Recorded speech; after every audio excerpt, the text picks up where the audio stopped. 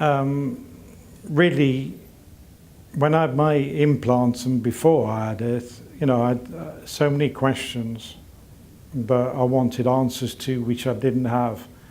And it's a bit of a bewildering, confusing time at the time. So, I thought this is one way of, giving help to people who in a similar situation to the situation I was in a while back.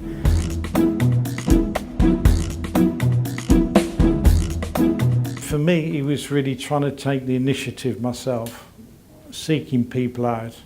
You talk to the audiologists at the hospital, which are very good, but they're very busy people. They will show you different implants, but they won't advise which one to have. They just explain, what they look like, etc. So, for me, it was really seeking out information on websites, on blogs, talking to my lip reading teacher who had a cochlear implant.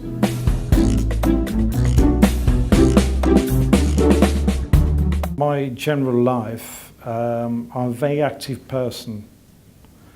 So there's things, you may be physically okay, but when you lose your hearing, it has quite an impact on things that you do as well as communication issues. I'll give you an example. I play a lot of golf.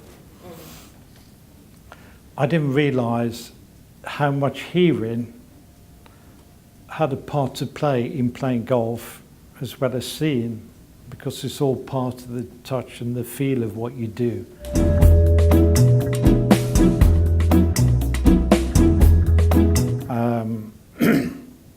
Be proactive and get professional medical advice very quickly. Don't sit back hoping it's going to get better.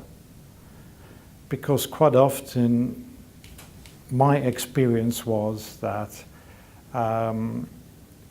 when my hearing loss was very sudden, so I was told that, you can take medication as long as it's very, very early.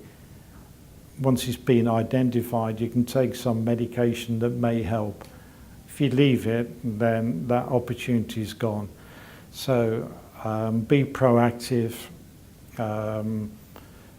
be open with people. Don't try to hide it because it's not going to go away.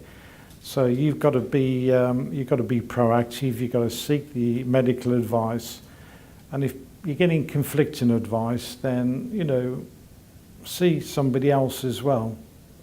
That's what I did, because I had one person saying maybe an implant won't help you, and then somebody else saying, well, it will. So to a certain extent, you've got to try and take the initiative yourself, but be open with everybody and just be proactive, I think is what I would say.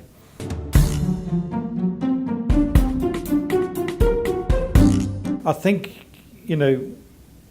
keeping calm, not getting stressed. Stress is bad for tinnitus. It is for me anyway. Very, very loud noises.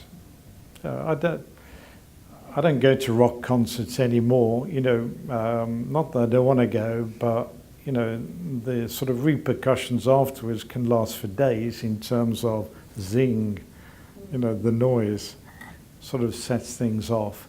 So you learn to manage it, but, I've tried yoga and I go for lots of massages, that sort of stuff. That's the way I manage it, to keep stress down, try to keep calm and in control of things, and that helps me.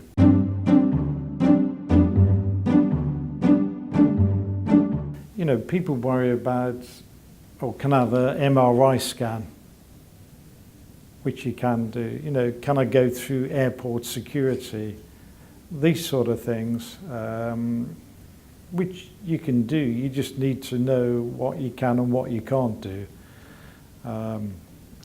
Just as an aside, I was one of the instructions or warnings you're given when you have an implant, you go down the list and one of them says, oh, you can be cremated with one, you know, and I thought, well, I won't worry about that at the time because it won't be top of mind, you know. So I just found it a bit strange that they'd put it on there, you know.